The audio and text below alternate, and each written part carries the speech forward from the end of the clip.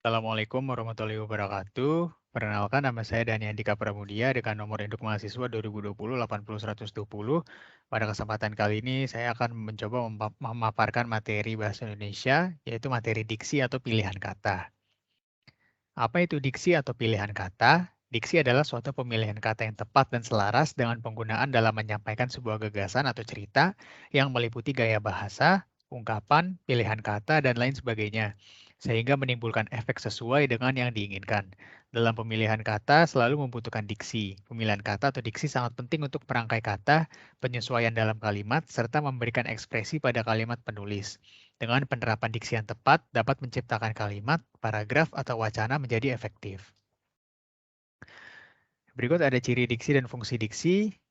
Kita masuk ke ciri yang terlebih dahulu. Ciri yang pertama, yaitu digunakan untuk membedakan makna yang sesuai dengan gagasan, situasi, maupun nilai pendengar atau pembaca. Ciri yang kedua, pemilihan katanya tepat agar bisa mengungkapkan gagasan atau hal yang diamanatkan. Ciri yang ketiga, memakai kata-kata yang umum atau sering digunakan, sehingga mudah untuk dimengerti. Selanjutnya kita masuk ke fungsi. Fungsi yang pertama, mengungkapkan wujud gagasan yang tepat sehingga bisa menyenangkan pendengar atau pembaca. Fungsi yang kedua, mewujudkan komunikasi yang efektif. Dan fungsi yang ketiga, mencegah adanya perbedaan persepsi atau tanggapan dan interpretasi atau penafsiran. Selanjutnya kita masuk ke jenis-jenis diksi. Yang pertama yaitu berdasarkan leksikal.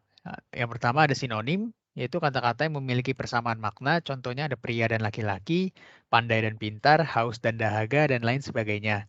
Yang kedua ada antonim, yaitu kata-kata yang maknanya berlawanan. Contohnya ada kaya dan miskin, jantan dan betina, tua dan muda, dan lain sebagainya.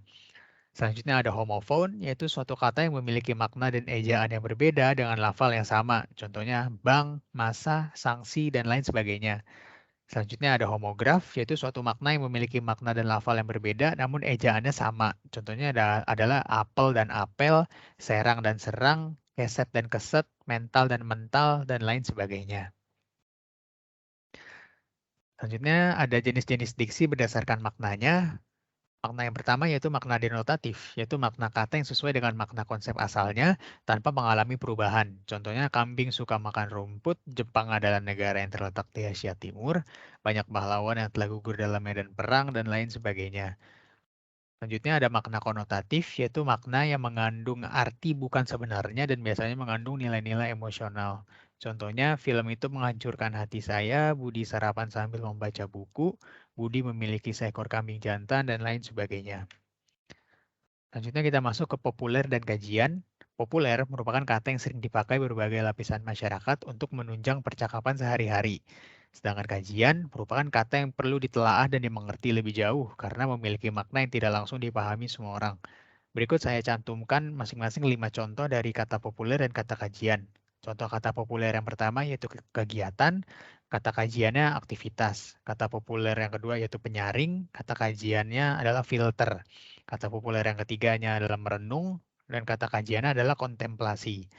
Kata populer yang keempat yaitu isi, dan kata kajiannya yaitu volume. Kata populer yang kelima yaitu tidak nyata, kata kajiannya fiktif. Berikutnya ada jargon dan slang. Jargon merupakan istilah untuk bahasa khusus atau teknis yang hanya dipahami oleh mereka yang menjadi anggota kelompok atau yang melakukan perdagangan tertentu. Sedangkan slang merupakan bahasa gaul ataupun bahasa yang umumnya sangat informal dan lebih kerap digunakan pada suatu percakapan. Nah, di sini masing-masing saya cantumkan 3 contoh jargon dan 3 contoh slang. Untuk contoh jargon yang pertama yaitu healthy inside, fresh outside dari produk UC 1000, bantu semangat oke lagi dari produk Maison, dan jagonya ayam dari produk BFC. Untuk slang, contoh slang yang pertama itu ada sabi atau bisa, yang kedua ada kilap atau balik, yang ketiga ada PHP atau pemberi harapan palsu. Sekian pemaparan materi dari saya, kurang lebihnya mohon maaf, semoga bermanfaat. Terima kasih.